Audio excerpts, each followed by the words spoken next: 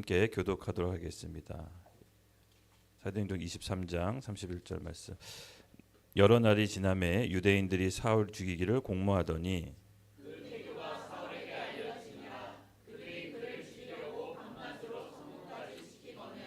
그의 제자들이 밤에 사울을 광주리에 담아 성벽에 달아 내리리라.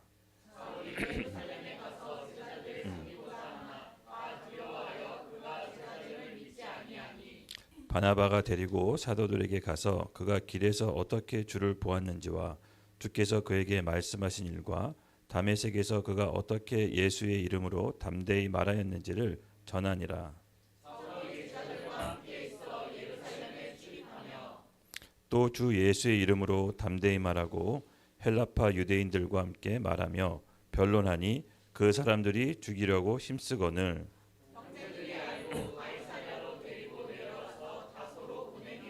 다 함께 읽겠습니다. 그리하여 온 유대와 갈라디와 사마리아 교회와 평안하여 든든히 서가고 주를 경외함과 성령의 위로로 진행하여 수가 더 많아지니라. 아멘. 아멘. 네, 오늘 사도행전 40번째 이야기입니다. 우리 지난 시간 잠깐 리마인드하고 갈 텐데요. 우리 지난 시간 예수가 누구인지에 대해서 함께 알아봤습니다. 그렇죠? 네, 바울이 다메섹에서 이제 예수님을 환상 중에 극적으로 만나고 그는 예수를 잡으러 다니던 핍박하던 자에서 완전히 회심하게 됩니다. 그리고 그는 바로 다메섹에 있는 유대인 여러 회당에서 예수님이 누군지, 예수님이 무엇인지에 대해서 강도 높게 또 열정적으로 복음을 전환합니다. 그래서 유대인들은 그것을 보고 매우 당혹해했습니다. 왜냐하면 유대인들이 예수 믿는 사람들을 잡으러 보냈더니 오히려 그 바울이 본인이 회심해서 오히려 본인들한테 복음을 전하는 걸 보고 크게 당혹해하며 당황했습니다. 그렇게 변심한 우리 바울이 그 믿음 가운데 확신 가운데 있었죠. 그것은 바로 예수가 누구인지를 정확하게 알게 된 것입니다. 맞습니다, 여러분.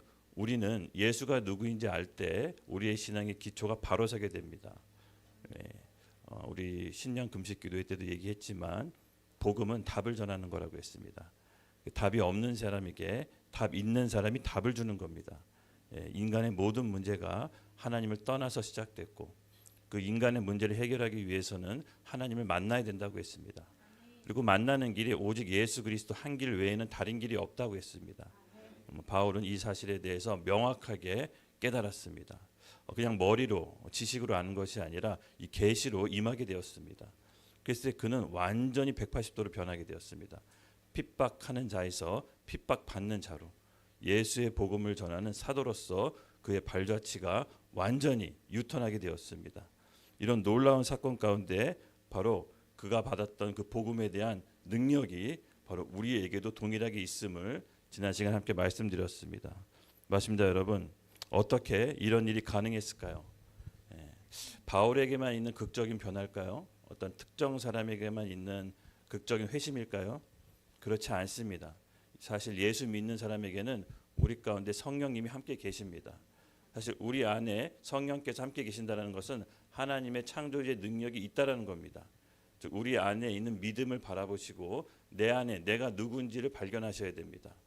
그것이 바로 우리가 이 믿음 안에서 그리스도 안에서 내가 누군지 살아가는 힘의 원천력이자 복음의 능력인 것입니다. 우리 누가복음의 한 제자들의 이야기가 있는데 잠깐 살펴보도록 하겠습니다. 우리 엠마오로 가는 두 제자 이야기인데요. 예수님이 죽고 돌아가시자 다시 고향으로 돌아가는데 부활하신 예수님을 만나게 됩니다. 우리 그 장면을 함께 살펴보겠습니다. 함께 읽겠습니다. 시작.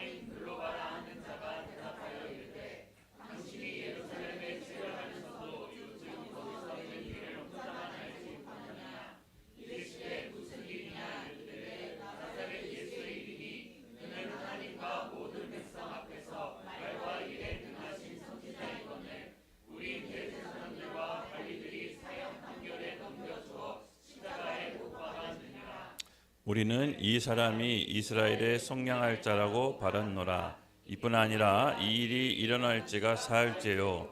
또한 우리 중에 어떤 여자들이 우리로 놀라게 하였으니 이는 그들이 새벽에 무덤에 갔다가 그의 시체를 보지 못하고 와서 그가 살아나셨다 하는 천사들이 나타남을 보았다 함이라.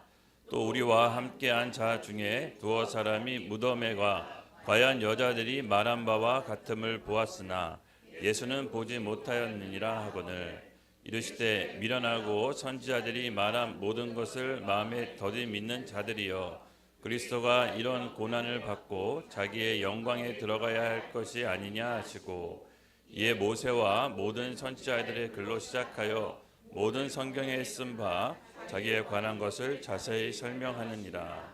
그들이 가는 마을에 가까이 가매 예수는 더 가려 하는 것 같이 하시니 그들이 강권하여 이르되 우리와 함께 유하시나 때가 저물어 가도 날이 이미 기울었나이다 하니 이에 그들과 함께 유하러 들어가시니라.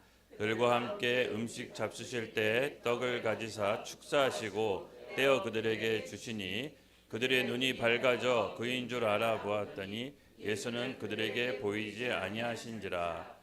그들이 서로 말하되 길에서 우리에게 말씀하시고 우리에게 성경을 풀어주실 때 우리의 속에 마음이 뜨겁지 아니하더냐 하고. 아멘.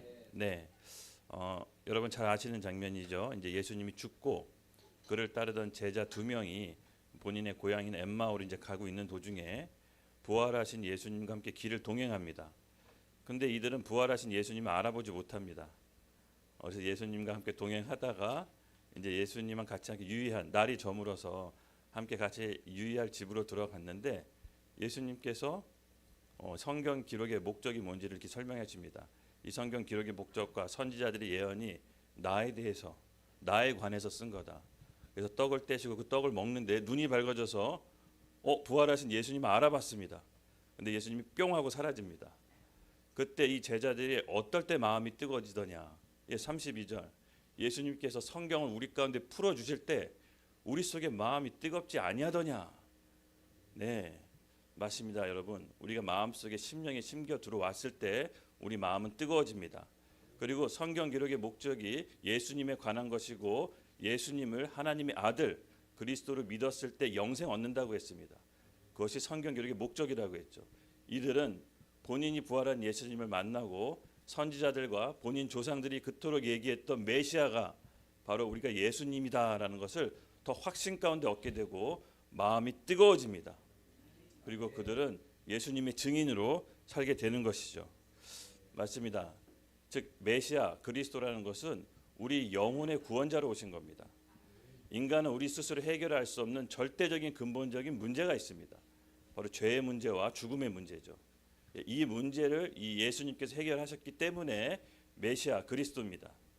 근데 당시 유대인의 세계관에서는요, 이 메시아를 전혀 다른 쪽으로 이해하고 있었습니다.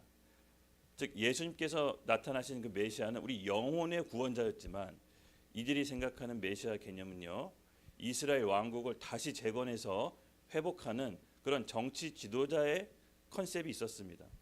그래서 예수님께서 자기가 영혼을 구원하러 오셨을 때 이 사람들은 전혀 그것을 받아들이지 못했습니다. 왜냐하면 그들이 생각하는 바로 메시아는 다윗 왕 같은 정치 지도자로서 당시 로마 제국의 식민 지배를 받고 있는 이스라엘을 다시 독립시키고 회복시키는 그런 메시아를 원했던 것이지 예수님처럼 영혼의 구원자 메시아라고는 전혀 생각할 수가 없었습니다. 생각할 수 있는 컨셉이 없었습니다. 심지어 침례 요한조차도 예수님을 메시아라고 예언하고 선포했습니다. 근데 그도 예수님이 전혀 메시아처럼 행동하지 않으니까 굉장히 현타가 옵니다. 침례 요한도 사실 예수님을 정치 지도자, 이스라엘의 왕권을 회복할 메시아로 봤기 때문에 침례 요한조차도 굉장히 헷갈렸습니다. 그래서 침례 요한이 해프닝을 벌이는데 자기 제자들한테 시켜서 야 예수님한테 가서 진짜 메시아인지 한번 물어봐. 이렇게 물어보는 해프닝이 벌어집니다. 우리 말씀 함께 읽겠습니다. 시작. 요한이 그 제자 중 둘을 불러 쉽게 보내어 이르되 오실 그이가 당신이 오니까 우리가 다른 이를 기다리오리까 하라 하매 그들이 예수께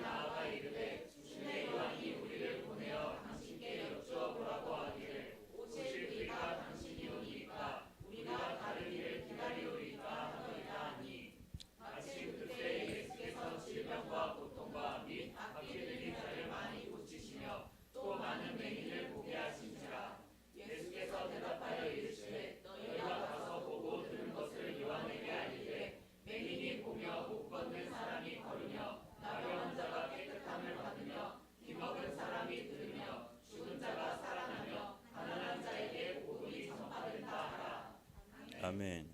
여러분 이게 굉장히 큰 해프닝인데요. 이 말라기를 지나 빙하기 동안 이제 선지자가 없었는데 선지자가 침례 요한이 나온 겁니다. 근데 예수님께서 침례 요한을 말하기를 여자가 낳은 중에 가장 큰 자라고 했습니다. 그리고 침례 요한이 메시아가 예수님이다라고 선포하고 공공연하게 공개적으로 이제 예언을 한 거죠. 근데 가만히 보니까 예수님이 전혀 메시아처럼 행동하지 않는 겁니다. 침례 요한 가운데도 당시 유대인의 컨셉에서는 메시아라고 하면 이스라엘을 다시 회복시켜서 다윗과 같은 왕권, 가장 이스라엘이 강력했던 나라로 회복시키는 건데 전혀 그런 일은 하지 않고 막 귀신 내쫓고 병자 내보내는 전혀 이상한 컨셉을 이제 보여주시는 거죠. 그랬더니 이제 침례 요한이 제자들이 시킨 겁니다. 야, 너가 가서 좀 예수님께 메시아가 오실 메시아가 맞는지 물어봐라. 그랬더니 눈치 없는 제자가 예수님께 물어보는데 침례 요한이 시켰다라고 얘기합니다. 그랬더니 침례 요한이 내가 맞다. 내가 그 올 자가 맞다. 그리고 희한하게 귀신 내쫓고 병자를 고치십니다. 네, 맞습니다. 예수님은 메시아로 오셨는데 유대인이 생각하는 이스라엘 왕국의 회복이 아니라 정말 눈에 보이지 않는 점진적으로 우리 영적에 있는 묶임으로부터 속박을 풀어내는 바로 죄와 죽음을 이겨내는 바로 그런 영혼의 메시아로 먼저 임하신 겁니다.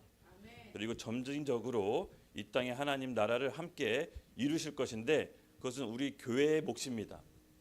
그래서 여러분 이 예수님께서 생각하는 메시아와 하나님 나라 개념은 유대인들이 생각하는 거랑 전혀 다른 것이었습니다. 예수님이 말씀하신 하나님 나라는 눈에 보이지 않는 우리 내면으로부터 시작하는 것이고 점진적으로 이 땅에 궁극적으로 완성되는 최종 종말 때 임하는 하나님 나라를 말한 것이었습니다.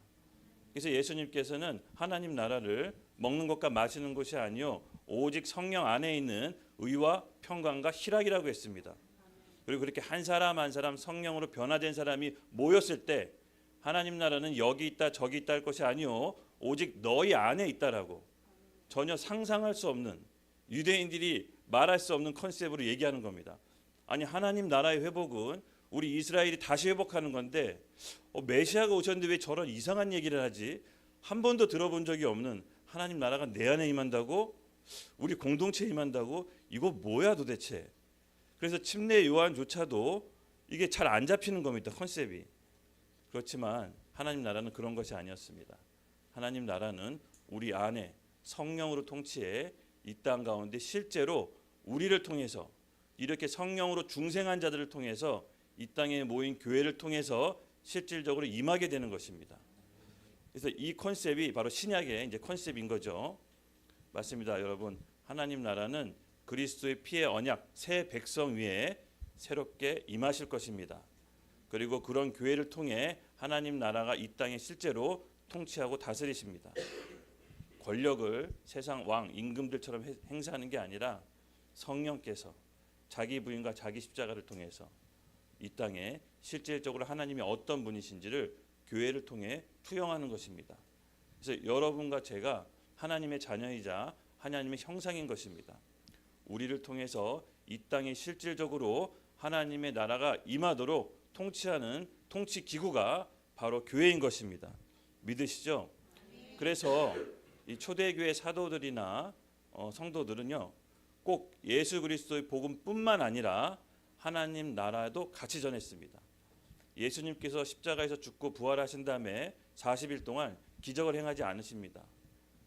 하나님 나라에 관한 일들을 40일 동안 행하셨다고 합니다. 그리고 사도들과 바울도 하나님 나라와 그리스도의 복음을 함께 전합니다. 초대교회 메시지들의 특징 두 축을 보면요. 예수 그리스도의 복음과 하나님 나라를 같이 전했다는 것을 알 수가 있습니다. 우리가 오늘 사도행전에 배우고 있는 바울도요. 이 관념이 명확했습니다. 우리 사도행전 28장 31절 말씀 함께 읽겠습니다. 시작.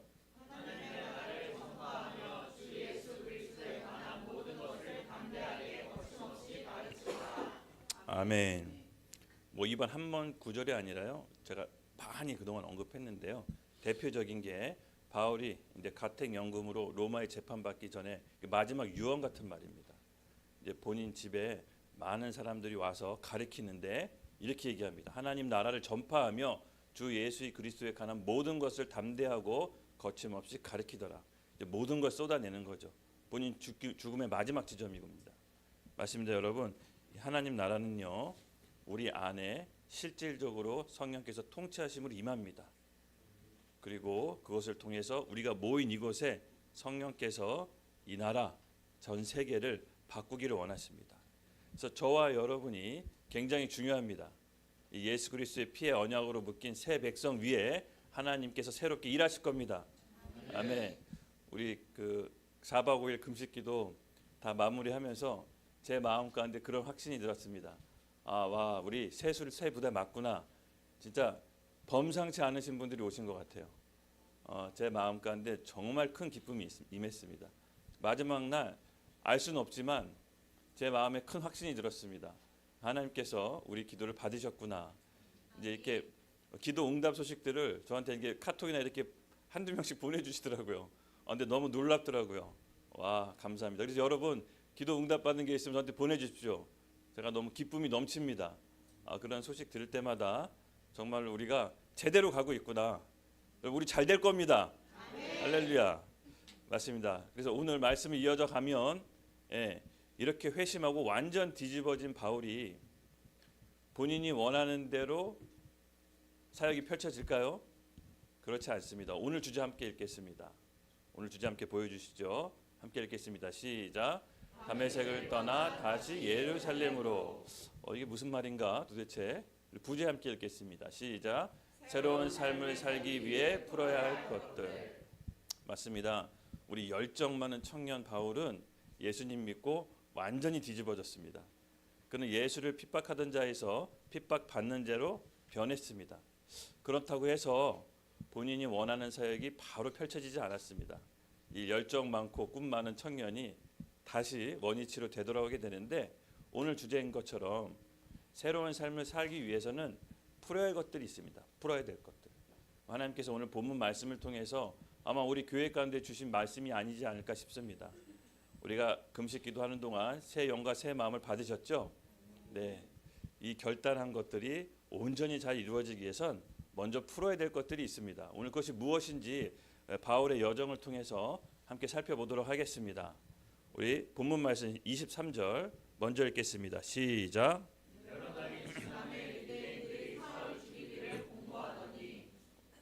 아멘, 아멘. 바울이 이제 유대인 회당에서 예수 그리스도의 복음을 거침없이 복음 전도를 하고 다녔습니다. 아시다시피 초대교회 사도들과 그 교인들은 복음만 전하면 사람들이 죽이려고 덤벼듭니다. 스데반 집사도 이미 순교를 했고, 베드로도 그랬고, 옥에 갇히고, 이 초대교회는 핍박의 시대죠. 이 초대교회의 믿음의 특징을 보면요, 정말 경이롭습니다. 예수 믿고 모든 문제가 문제로 여겨지지 않습니다. 예수 믿는다고 해서 내 앞에 문제가 당장 없어지는 건 아니었지만 그 문제가 문제로 여겨지지 않을 만큼 믿음이 컸던 것입니다. 실질적으로 하나님의 영광을 받습니다. 여러분, 우리가 하나님의 영광을 예배 가운데 봐야 됩니다. 실질적으로 그분의 영광을 쫓지 않으면 현실의 문 앞에서 넘어질 수밖에 없습니다.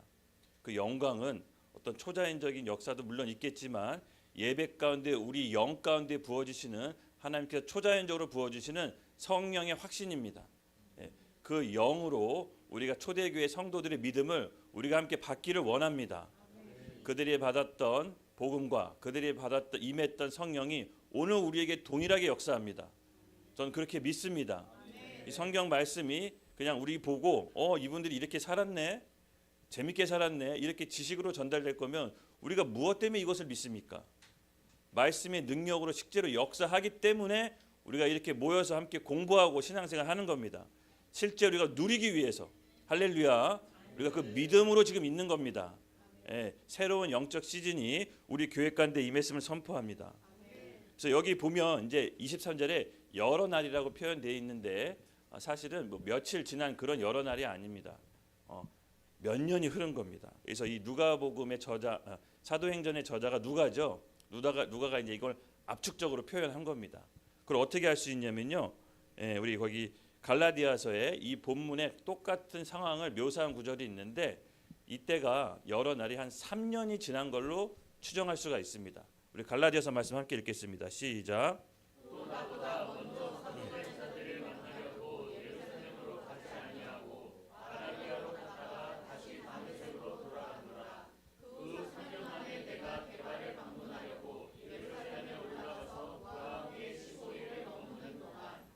아멘.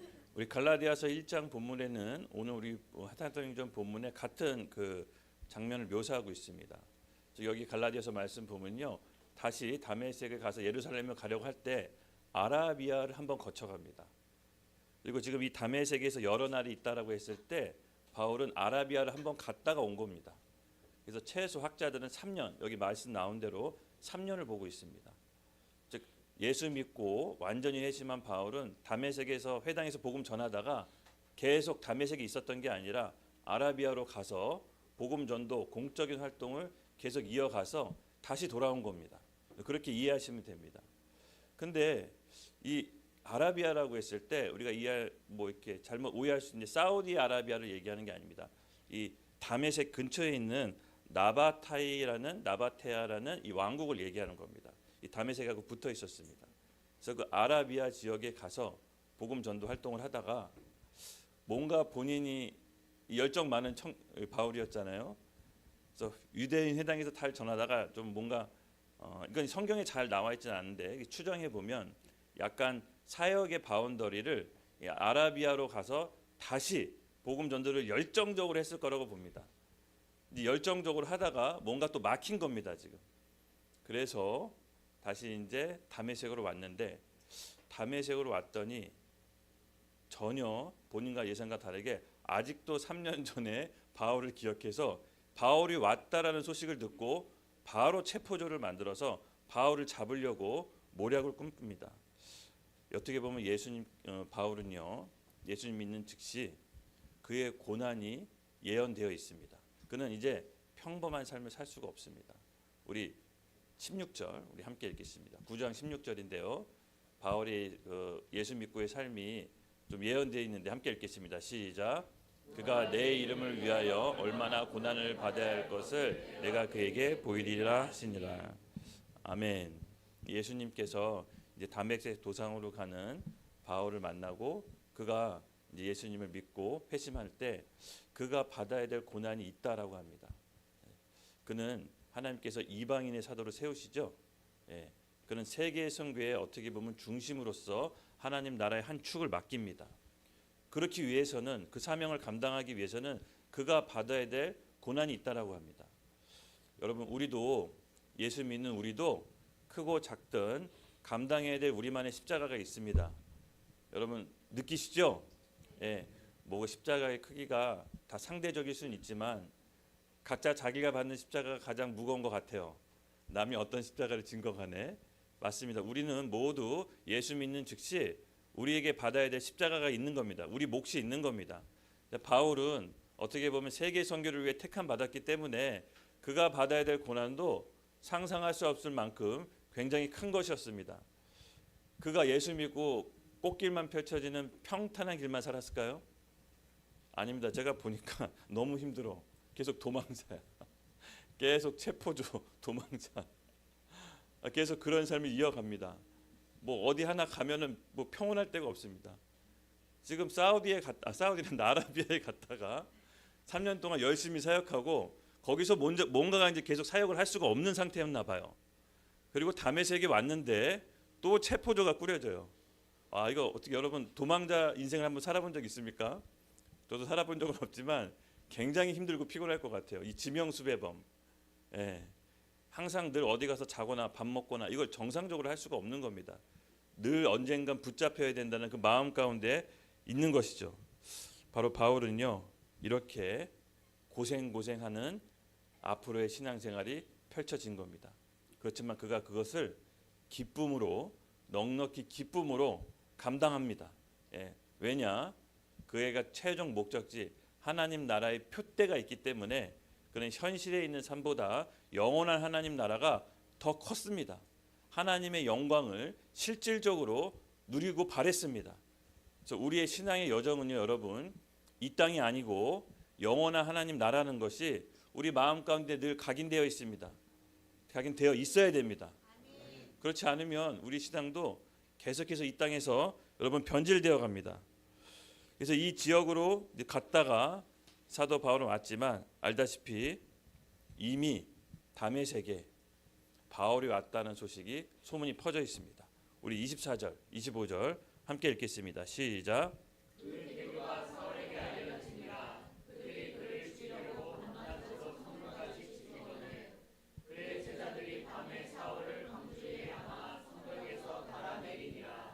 아멘. 그는 하나님을 믿고 헌신했지만 말씀드렸듯이 그의 삶은 굉장히 고단한 삶이었습니다. 또 다메섹에 와서 체포조들이 그를 잡으려고, 바울을 잡으려고 모함을 꾸렸던 것입니다. 맞습니다. 이제 바울은요 다른 사역의 패턴이 펼쳐집니다. 열정 많은 청년에서 하나님께서 그릇을 넓히십니다. 열정만으로는 하나님의 사명을 감당할 수 없습니다. 물론 그 열정이 있어야겠지만 그 열정만으로는 감당할 수 없기 때문에 바울의 인생 가운데 하나님이 그릇을 넓히는 과정을 하십니다. 실질적으로 그릇을 넓히는 과정. 여러분 무엇일까요? 기도하면 그릇이 넓혀지나요? 찬양 열심히 하면 우리 마음의 그릇이 넓어져서 누구를 더 사랑하게 될까요? 일시적으로는 그럴 수 있습니다. 일시적으로 어떤 큰 감동을 받고 누가 갑자기 좋아 보이기도 합니다. 그건 일시적입니다. 실질적으로 우리가 영혼을 품을 수 있는 그릇을 넓힐 때는요, 먼저는 기도지만 하나님께서 넓힐 수 있는 상황을 만들어 주십니다. 실제 우리 가운데 넘을 수 없는 험난한 일, 문제들 가운데 우리 마음의 그릇을 넓히십니다. 그것을 통과함으로써 실질적으로 마음의 그릇을 넓히고 다른 사람을 품을 수 있는 영혼의 그릇을 넓히십니다. 그래서 여러분 우리 금식 기도할 때 어떤 분들은 이렇게 얘기하시잖아요, 그렇죠? 이렇게 금식 기도를 4일 5일 했지만 갈급함이 없어요. 조금 더 갈급해지고 싶어서 좀 더 기도를 더 연장하겠습니다. 이제 이럴 수 있습니다. 근데 제 경험으로는 금식 기도를 4, 5일 했는데 아직 갈급함이 없는 거는요, 명확한 기도 제목이 아직 없는 거예요. 진짜 명확한 기도 제목이 있으면 금식 기도 안 해도 마음이 확 갈급해집니다. 여러분 인생의 큰 산과 문제가 딱 봉착되면 금식이 문제가 아니에요. 바로 하나님께 도움을 요청해서 마음이 무너질 수밖에 없습니다. 그래서 이런 기도했으면 좋겠어요. 정말 갈급한 마음을 얻고 싶다. 금식 기도할 때 이렇게 하십시오. 주님, 갈급한 상황을 만들어 주십시오. 그런 기도가 나와야 됩니다. 그러면 그런 상황을 만들어 주십니다. 이 바울은 처음부터 이방인의 사도로서 부름 받은 게 아니었어요. 물론 부름 받았지만 하나님께서 이제 본격적으로 그의 그릇을 넓히기 시작합니다. 그래서 여러분 하나님께 사명 받았다는 것은 우리가 하나님께서 그릇을 넓혀가는 과정 가운데 이제 들어간 겁니다. 할렐루야. 우리 마지막 전도 기도할 때 우리 이 올해 하나님의 사명자로서 복음 전도자로서 다 부름 받게 해달라고 기도드렸었죠. 네. 갑자기 이제 기도가 되고 갑자기 전도가 이루어지는 게 아니라 실질적인 우리 삶 가운데 마음의 그릇을 넓히시려고 하나님께서 역사하실 겁니다. 아멘. 기대되시죠? 아멘. 축복합니다. 비록 고통스럽지만 여러분 그 과정 가운데 하나님께서 우리의 마음의 그릇을 넓히실 겁니다. 아멘. 지나고 나면 저도 제 삶 가운데 하나님께서 마음의 그릇을 넓히시려고 용량을 넓히시려고 정말 그 고통스러운 때가 있었습니다. 근데 지금 생각해 보니까 그게 없었으면 제가 여기서 뜬구름 잡는 소리를 여러분한테 했을 것 같아요. 이 말씀이 실제로 나한테 정말로 내 삶의 경험으로 또 내가 하나님께 받았던 그 마음과 그 메시지와 영감이 내 실제 삶으로 나올 때 그래서 저는 힘이 발휘된다고 믿습니다. 근데 만약에 그게 없으면요 정말 이게 지식 전달로 되거든요. 이게 가장 슬픈 일입니다. 여러분 지식 전달은 다른 데 가서 얼마나 배울 수 있습니다. 많이. 여러분 많은 지식들이 있습니다. 그렇죠? 얼마든지 배울 수 있습니다. 그러나 말씀이 실제로 내 영 가운데 임해서 살아내는 거는 우리의 실제 삶 가운데 그런 일이 일어나야 되는 겁니다. 오늘 그 기도를 하셔야 됩니다. 주님 이 말씀이 관념적인 신앙이 되지 않도록 내 삶에 실제적으로 나타내 주시옵소서. 여러분 그 기도해 보십시오. 하나님이 정확하게 역사하실 겁니다. 그렇게 해야 예수 그리스도의 제자가 되는 것입니다. 그게 없으면 우리는 이 말씀이 전부 다 지식적으로 관념적으로 이 머릿속에만 맴돌고 실제로 믿었다라고 착각하면서 삽니다. 여러분 이게 위험한 겁니다. 말씀이 내가 믿었다라고 착각하는 게 오늘 크리스찬들의 현실입니다. 아닙니다. 여러분 아는 거랑 믿고 사는 거랑 완전히 다릅니다. 우리가 오늘 그런 은혜가 우리 2026년도 우리 아이디 편학교인데 있기를 예수님의 이름으로 축복합니다. 아멘. 아멘. 그래서 그는 이제 더욱더 힘든 과정 가운데 갑니다. 24절에 이렇게 이야기해요. 그 계교가 사울에 알려지나 그들이 그를 죽이려고 밤낮으로 성문까지 지키거늘. 여러분 한 사람 잡으려고 성문 안팎을 지키고 둘러 에워싼다고 생각해 보십시오. 사람이 그 압박감에 잠을 잘 수가 있을까요? 네, 할 수가 없습니다. 누군가가 날 지켜보고 잡으러 왔다.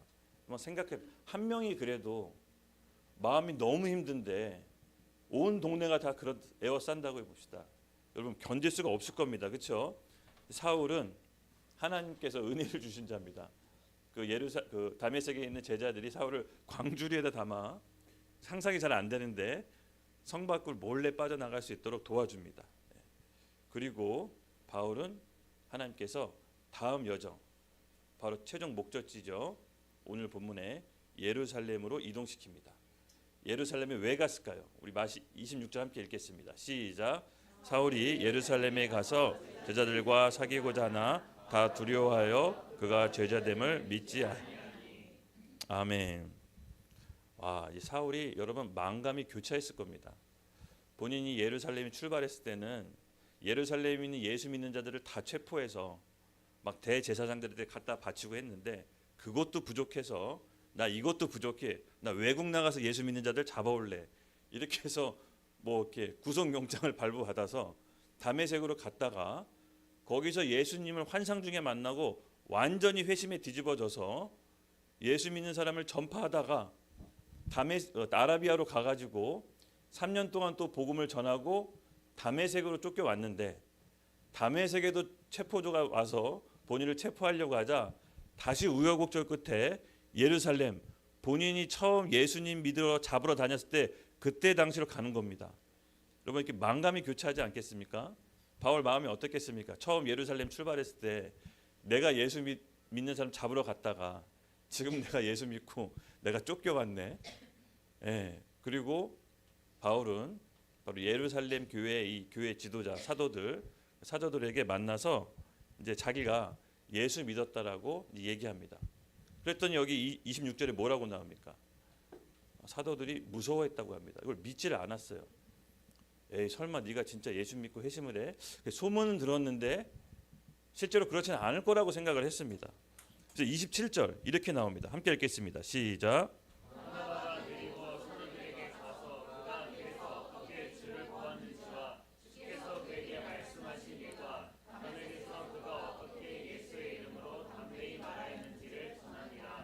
아멘, 아멘.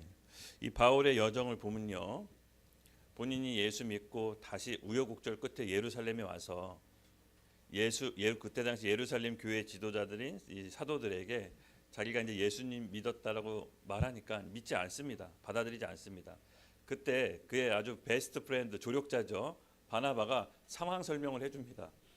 아니다, 다메섹으로 가다가 예수님 환상 중에 만나고 계시 받아서 지금 예수 믿고 완전히 회심해서 지금 아라비아 갔고 3년 동안 복음 전도 열심히 하다가 다메섹에 와서 쫓겨와서 지금 여기까지 왔다. 좀 이 친구 믿어달라. 이 친구 내가 보장한다. 이제 성실한 친구다. 지금 완전히 바뀌었다. 그랬더니 받아들입니다. 전 이 대목에서 오늘 주제랑 이제 하나님께서 주신 메시지가 있는데요. 맞습니다, 여러분. 우리가 새로운 시즌으로 접어들었죠. 새로운 결단도 많이 했습니다. 그런데 하나님께서는 바울에게 요구하시는 게 있습니다. 새롭게 사명을 받아 출발하기 전에는 먼저 풀어야 되는 게 있습니다. 여러분 하나님을 사랑하는 게 뭐죠?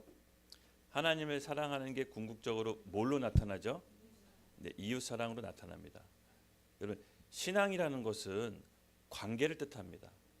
내가 예수님 믿고 10년 신앙생활, 20년 생활 했는데 여전히 사람하고 관계가 변하지 않으면 뭔가 이상이 있는 겁니다. 신앙생활하고 예수님 믿는다라는 것은 내가 사람하고 관계 맺는 방식이 달라졌음을 뜻합니다. 그러므로 여러분, 예수 믿고 사람하고 관계 맺는 게 달라지지 않았다. 여러분, 뭔가 이상하다고 생각하셔야 됩니다. 바울은 사명을 감당하기 위해서 하나님께서 그에게 요구하시는 게 있습니다. 먼저 풀어야 될 게 있다. 사람의 원망, 네가 받게 했던 사람들하고 먼저 풀어야 된다. 이것이 하나님의 정확한 영적인 원칙입니다. 그래서 우리가 하나님의 일을 감당하고 하나님의 일을 할 때 뭔가 막히고 다시 원점으로 돌아간다면 여러분 곰곰이 생각해 보십시오. 하나님이 요구하시는 게 있는 겁니다. 우리 마태복음 말씀 함께 읽겠습니다. 시작.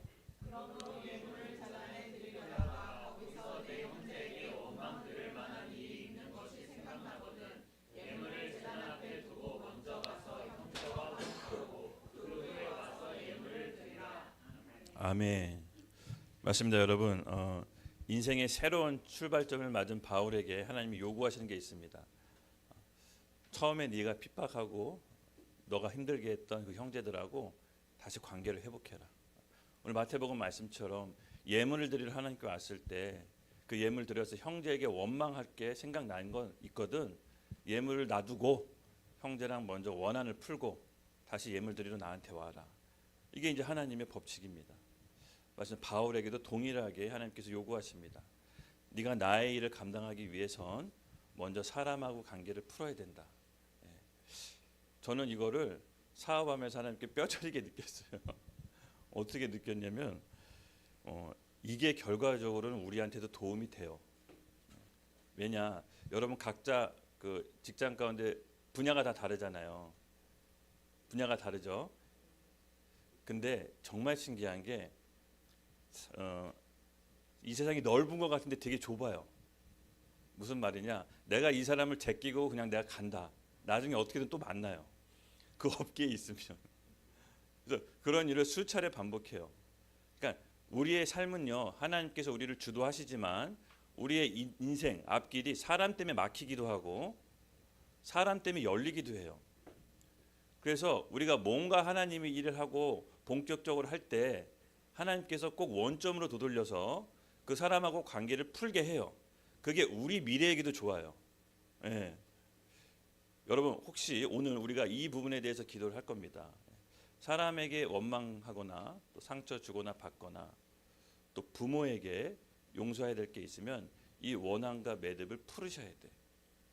하나님은요 이것을 우리에게 원하세요. 본격적으로 부르심 가운데 새로운 출발하는 바울에게 하나님이 우여곡절 끝에 그가 사역하도록 내버려 두시지 않았어요. 잠깐 놔둬요. 3년 동안. 너 마음대로 한번 해봐. 그런데 희한하게 아라비아 갔다 다메섹 갔다 다시 예루살렘에 가서 예루살렘의 사도들에게 해명을 해. 나 변했습니다. 나 예전의 바울 아닙니다. 안 받아줘. 그의 친구 바나바가 열심히 설명해서 받아주죠. 이게 무엇이냐? 우리가 어떤 일을 새롭게 시작할 때는 하나님이 새롭게 인간관계를 풀고 나서 다시 시작하라는 겁니다. 그래서 우리 가운데도 여러분 올해 2020년도 새로운 결단과 출발을 결심하셨죠? 네. 근데 아마 잘 풀려서 새로운 시즌으로 들어가신 분들이 있고 올해 말에 여전히 제자리에 있는 사람들이 있는데 오늘 이 메시지를 기억하십시오. 내가 풀어야 될 관계가 있고 하나님이 원하시는 관계가 있다면 해결하셔야 됩니다. 그게 부모든 다른 어떤 직장 동료건 산업이건 간에 풀어야 아마 올해 2026년도 기가 막힌 간증이 나올 겁니다. 저는 이게 사업하면서 여러 번 많이 느꼈어요. 이 사업하다 보면은 여러분 원수도 생기고 좋은 사람도 생깁니다. 근데 사업가는 원수를 만들면 안 돼요. 왜? 돈을 못 벌면 헤어져야 돼요. 돈을 못 벌면 직원들하고 헤어져야 돼. 그래서 원수를 만들면 안 돼. 그래서 어떻게든 이 먹여 살려야 되니까 이 누군가를 먹여 살려야 된다는 것은 엄청난 책임감이 따릅니다. 당장 돈이 없으면 헤어져야 되기 때문에 뭐 내가 승질 있고 내가 하고 싶은 말이 있어도 이걸 제대로 표현할 수가 없습니다. 왜? 돈 없으면 헤어져야 되니까.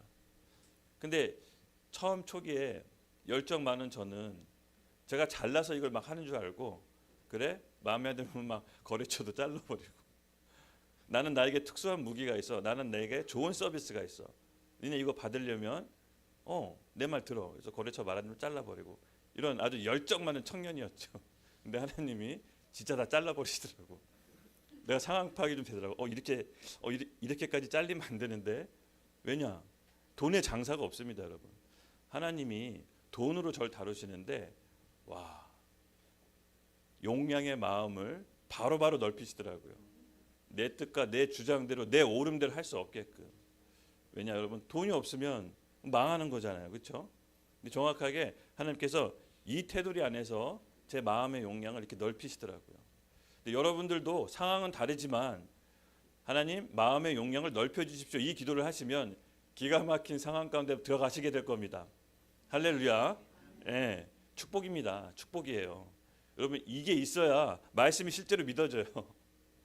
저는 이게 축복이라고 봅니다. 예, 그래서 이 바울은요, 하나님께서 다시 예루살렘으로 되돌립니다.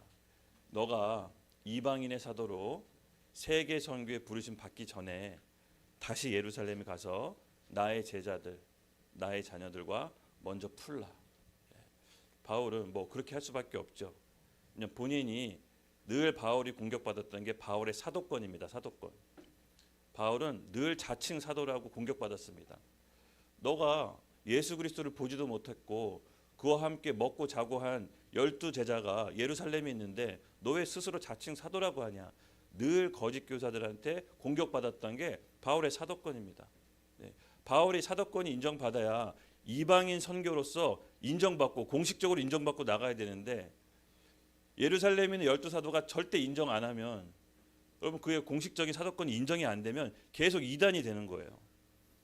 허리 굽히고 갈 수밖에 없는 거예요 지금. 하나님께서 바울에게 그렇게 역사하십니다.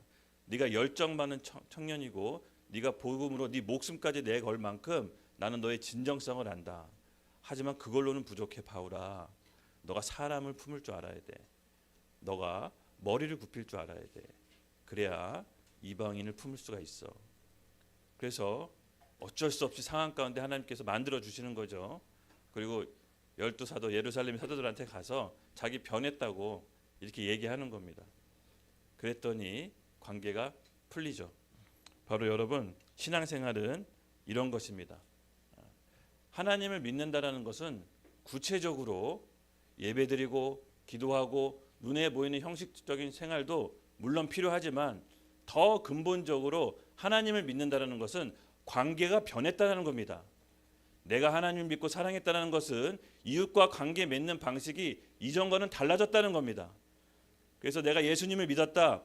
주변 사람을 대하는 태도가 분명히 달라졌다는 걸 의미합니다. 만약에 예수님을 10년, 20년 믿었는데 주변에 대하는 태도가 달라지지 않았다. 여러분 뭔가 이상하다는 걸 느끼셔야 돼요.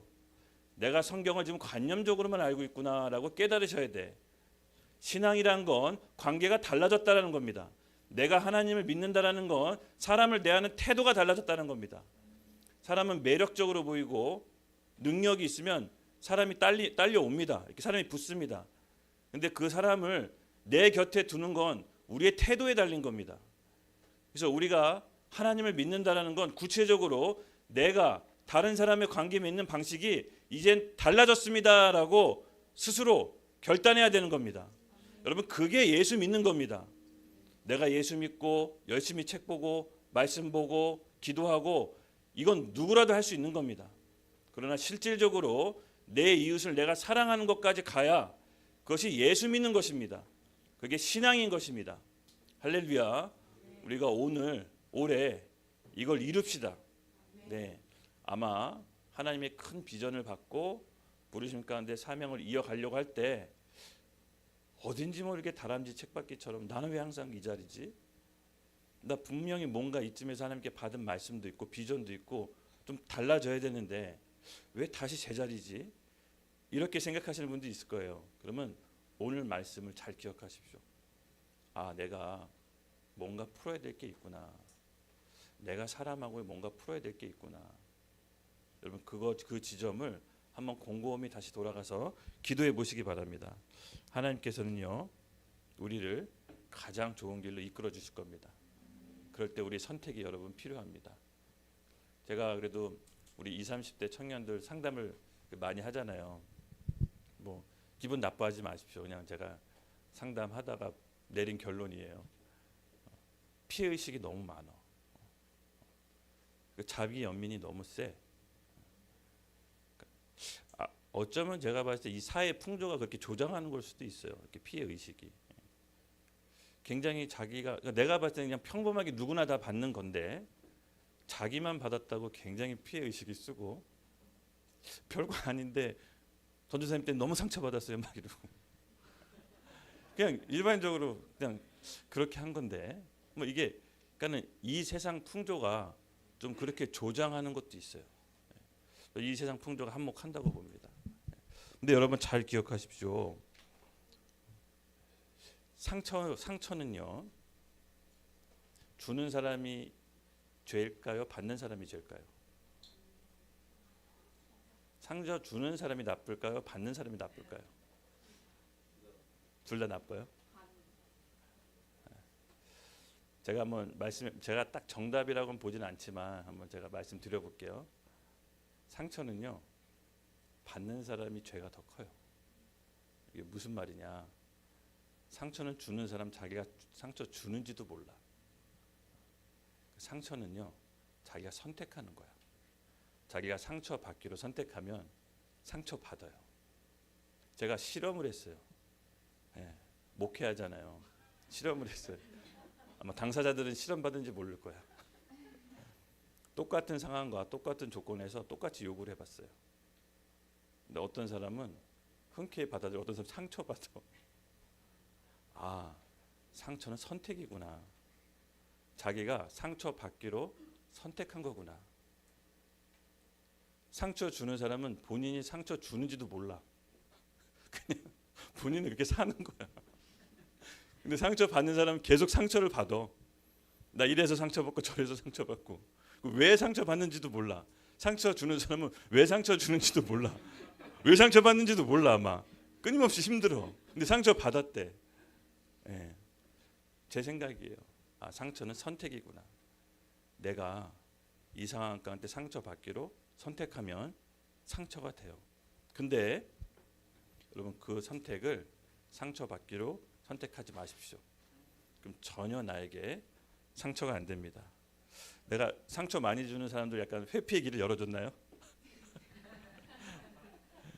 여러분 그게 아닙니다. 진짜로 이 상처는 피해 의식이 내 감정하고 섞인 죄입니다. 여러분 그리스도 복음을 안다라는 거는 잘 생각해 보세요. 다시 원론으로 들어갈게. 예수님을 믿는다라는 건 어떤 거예요? 상처 받을 수 있을까요? 여러분 우리가 알몸으로 태어났잖아. 알몸으로 태어났잖아요. 진작에 죽었어야 되는데 죽기는커녕 잘 살고 있잖아요. 옷 번듯한 거 입고 있잖아. 누가 우리를 이렇게 해준 겁니까? 말씀에 따르면 죄와 죽음의 법에서 사단의 종노릇하고 죄인지도 모르고 죄의 굴레받기 해서 살다가 본인은 죽어 지옥 가고 모든 저주 자녀에게 물려주고 죽는 비참한 인간이라고 나옵니다.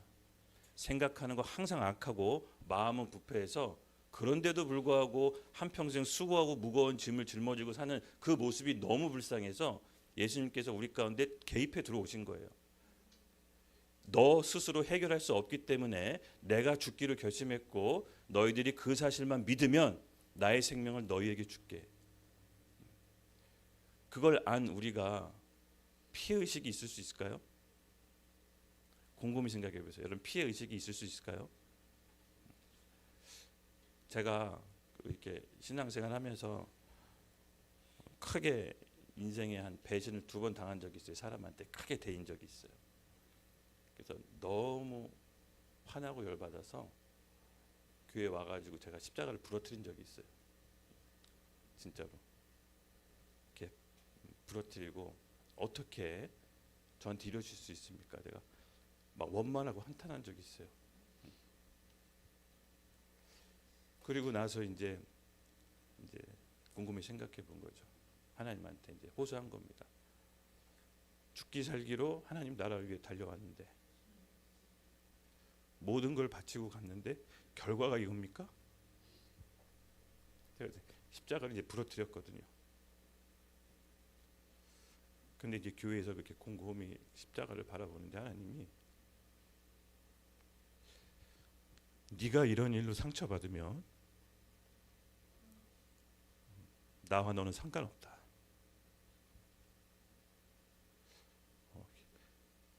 확 정신이 들더라고요. 정신이 확 들더라고요. 그래서 십자가를 다시 붙였어요. 여기까지 넘으면 안 되겠다. 그냥 이렇게 하나님이 말 없이 받아주신 것 같아. 한 번 실수는 넘어가 줄게. 근데 정말 그때 신기하게 아까 인생이 좀 주마등처럼 지나가더라고요. 네가 이런 일로 상처받고 억울하면 내가 너랑 무슨 상관이 있겠느냐. 내가 십자가에서 죽은 게 너한테 무슨 의미가 있겠느냐. 제가 그 사건 이후로 결심했어요. 결심이라기보다 은혜 주셨어요. 사람 때문에 상처가 안 되더라고요. 내가 받은 은혜가 누구한테 상처로 훼손될 은혜가 아니구나. 그 정도의 은혜가 아니구나. 이게 어릴 적에 영등포에 옛날에 이제 깡패들이 굉장히 많았죠. 어렸을 때 조직폭력배 막. 그래가지고 어머니가 항상 역전 혼자 다니지 말라 그랬는데 앵벌이도 많았어요. 앵벌이. 근데 제가 이제 그 집에 가다가 어떤 아저씨들이 차에 납치 같은 걸 당했었어요. 어릴 적에 차에 날 태우고 막 가는데 내가 차에서 뭐 죄송합니다 강대상에서 지랄 발광을 했거든요. 이거 뭔지 모르겠지만 엄마가 얘기한 그건가? 그래서 막 발광했더니 저 차에서 딱 버리고 가더라고요. 그때가 이제 여의도였어요. 그래서 걸어 너무 오금이 저리고 너무 무서워서 벌벌벌 떨면서 왔어요. 그런 기억이 나더라고요. 그리고 이제 그것뿐만이 아니죠. 물에서 이제 수영장에서 초등학교 때 수영하다가 익사해서 죽을 뻔 누가 살려주고 누가 꺼내주고 갔던 기억. 그리고 뭐 이렇게 신발끈 맸다가 계단 뒤로 넘어갔는데 정말 하나도 안 다치고 사뿐히 내려앉은 그 초자연적인 기억이 있었어요. 그리고 막 버스에 치였는데 누가 뒤에서 나의 목덜미를 낚아채서 살린 기억. 보니까 뒤에 아무도 없더라고요. 그러니까 그런 기억들이 다시 되살려 주면서 상처받지 마. 하나님이 그 상처가 아니야. 인간은 원래 그런 거야. 그러면서 정말로 정신이 번쩍 들더라고요. 곰곰이 생각해 보니까 진작에 죽었어야 됐었는데 하나님 은혜로 살아왔구나. 그럼 뭔가 뜻이 있겠구나. 정신이 번쩍 들고 그래서 지금부터 그때 이후로부터 정말로 상처가 잘 안 돼요. 그렇다고 해서 상처 안 받아서 막 상처 주지 말고요. 그래서 또 언제 또 돌변할지 모르니까. 맞습니다, 여러분. 우리 예수 믿는다라는 건 사람한테 상처받는 존재가 아닙니다. 상처받는 사람이 죄입니다. 제 결론입니다. 복음 안다라는 건 상처받을 게 없는 겁니다. 그리스도의 능력, 그 은혜에 너무 커서 사람이 하는 건 그냥 뭐 양념 같은 겁니다. 뭐 이렇게 상처 배신당해도 그냥 나를 더 그릇을 넓히기 위한 양념이구나 이렇게 생각하십시오. 사람은 믿어야 될 존재가 아니라 품고 사랑해야 될 존재입니다. 그러면서 하나님께서 용량을 키워주셨던 것 같아요. 그 기도 하셔야 돼요. 여러분 가운데 삶에 용량 넓혀주실 겁니다. 하나님이. 할렐루야. 그래서 여러분 어쨌든 상처는 그리스도 앞에서 아무것도 아닙니다. 그래도 상처받은 거 어떻게 해요? 뭐 이렇게 하는데 모르겠어요. 저도 그럼 알아서 하세요. 뭐 이렇게까지 얘기했는데, 이렇게까지 울면서 얘기했는데 계속 상처 받겠다 그러면 방법 없어요. 그냥 받으셔야 돼요. 맞습니다, 여러분. 이 감정에 속지 마십시오. 예. 상처는 우리 선택이에요. 내가 상처 받겠다라고 선택했기 때문에 지금 상처 받는 겁니다. 내가 정말 상처 받고 너무 억울하다 그러면 여러분 십자가의 은혜를 더 깨닫게 해달라고 올해 그리스도의 사랑 앞에서 풍덩 들어가게 해달라고 기도하십시오. 예. 자기 연민 가운데 빠져나오셔야 돼요. 신앙생활 10년, 20년 했는데 여전히 내가 받은 상처, 내가 받은 아픔, 이 나라는 아젠다에 못 벗어나는 우리 젊은 MZ세들이 너무 많아. 계속 나. 아니에요, 여러분. 복음은 그런 게 아니에요. 예수님이 믿는다라는 거는 나라는 아젠다가 없는 거예요. 성경에 어디 나를 사랑하라고 나와 있어요. 성경은 하나님 사랑, 이웃 사랑이에요. 나를 사랑한 즉시 인간은 재앙에 빠진다고 해요. 그러니까 내가 그리스도 안에서 사랑받는 자녀, 그리스도 안에서 내 정체성은 밝히는 건 맞지만 나 자신을 사랑하는 건 인간의 고통의 시작이라고 나와 있어요. 우리 말씀 함께 읽을게요. 디모데후서 말씀 함께 보겠습니다. 예. 시작.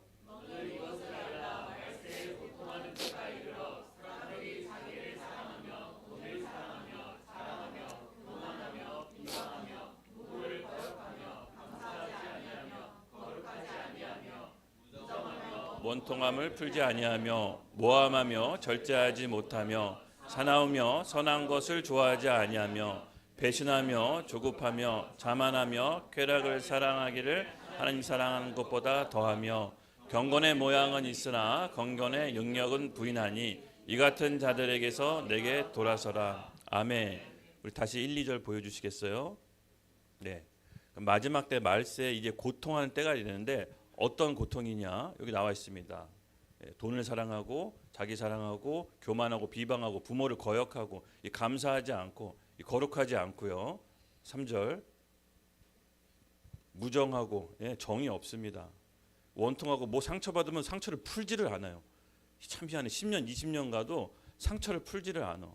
그리고 남 모함을 엄청 잘하고 뒤에서 다른 얘기하고 수군거리고 절제하지 못하고 온통 자극적인 도파민에 쪄들어 있고 사나웠고 건들면 분노 폭발하고 또 배신하고 뭐가 그렇게 조급한지 계속 빨리빨리 뭐 해달라고 그러고 자만하고 쾌락을 쫓고 하나님 사랑하는 것보다 다른 걸 더 많이 사랑하고 이게 다 뭐다. 2절에 보면은 왜 이런 것들이 인간에게 나오냐.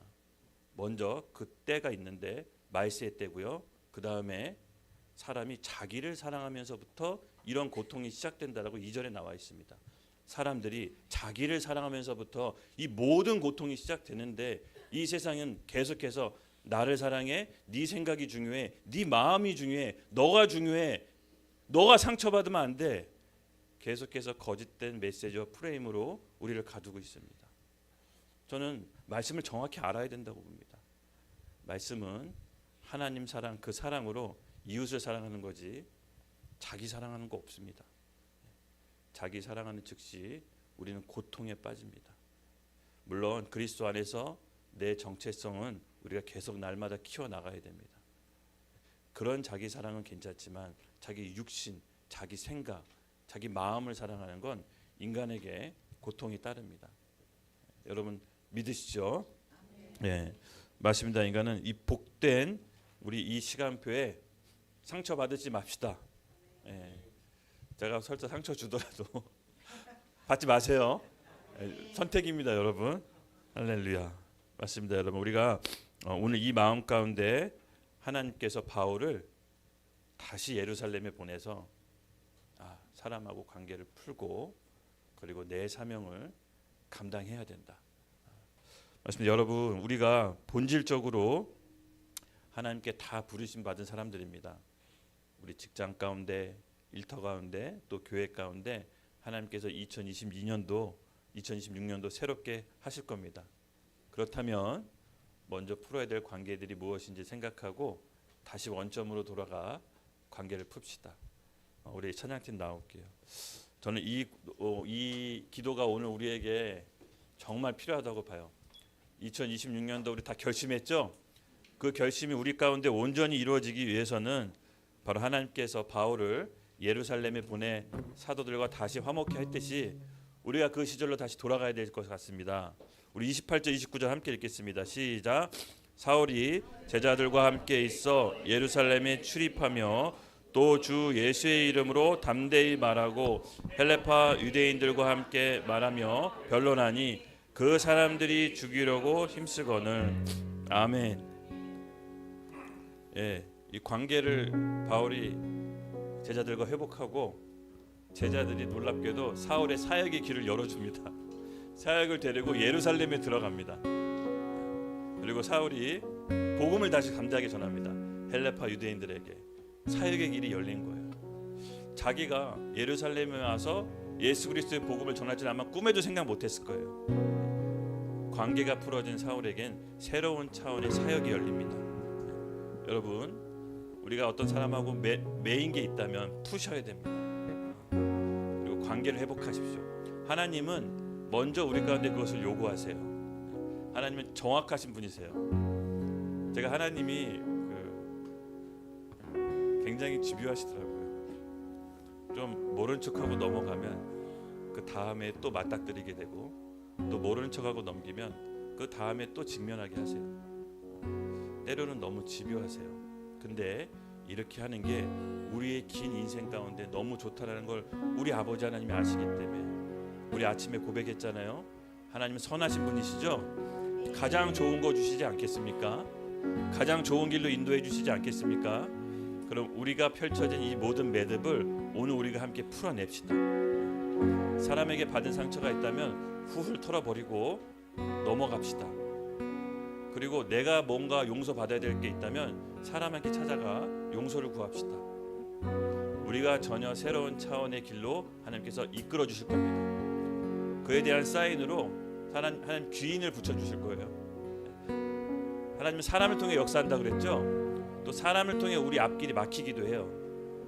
저도 지금 이렇게 하나님께서 이렇게 인도하실 때 보면은 기가 막힌 하나님의 사람을 그때그때 붙여주셨어요. 제가 만날 수 없는 사람들을 이렇게 만나게 해주셨어요. 사람을 통해 이렇게 이끄셨는데 그 지점을 보면 내가 뭔가 하나님 앞에서 또 사람 앞에서 뭔가 풀었을 때, 뭔가 내가 큰 숙제를 풀었을 때 그때마다 하나님께서 큰 인도하심으로 이끌어 주셨어요.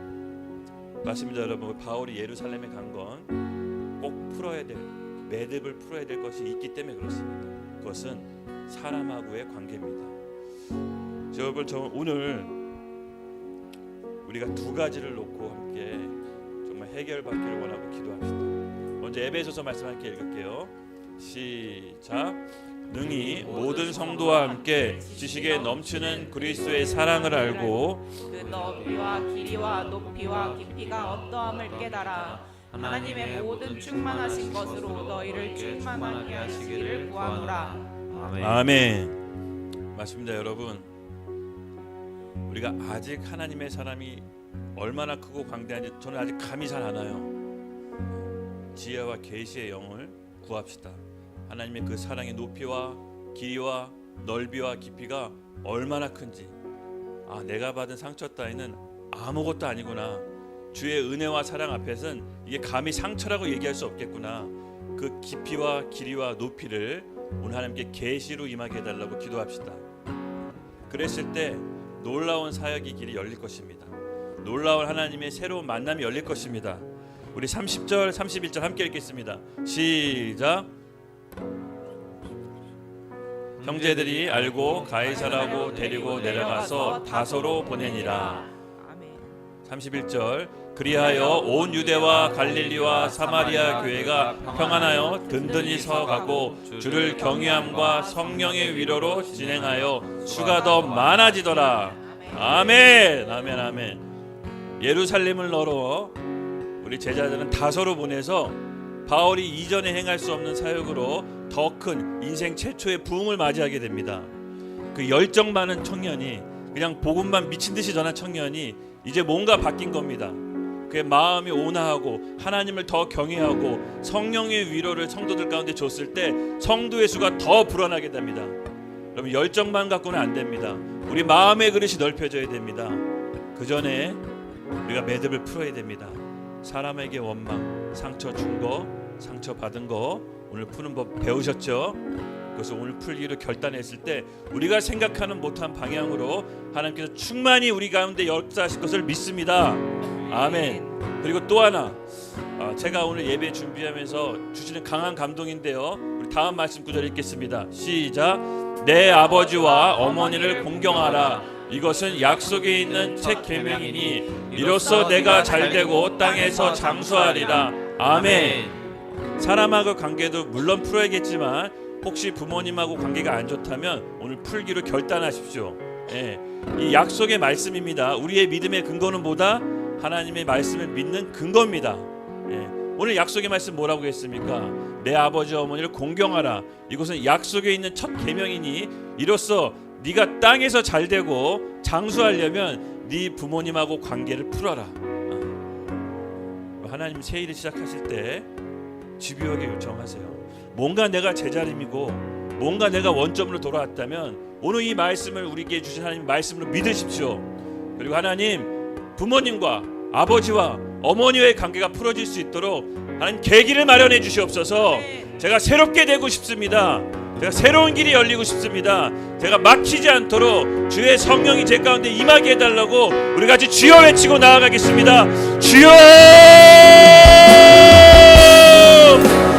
하나님 감사합니다. 오늘 바울에게 있는 축복이 오늘 우리 YDP 하나교회 성도 가운데 임하게 하여 주시옵소서. 아직 풀지 못한 매듭이 있다면, 특별히 인간관계에서 온 매듭, 또 부모님과의 관계에서 매듭이 있다면 오늘 풀려지는 놀라운 한 해가 되기를 예수님의 이름으로 축복합니다. 2026년도 우리 교회 가운데 또 성도 가운데 하나님께서 주실 신령한 복들이 하나도 빠짐없이 모든 성도 가운데 임하기를 예수 그리스도의 이름으로 축복합니다. 아멘.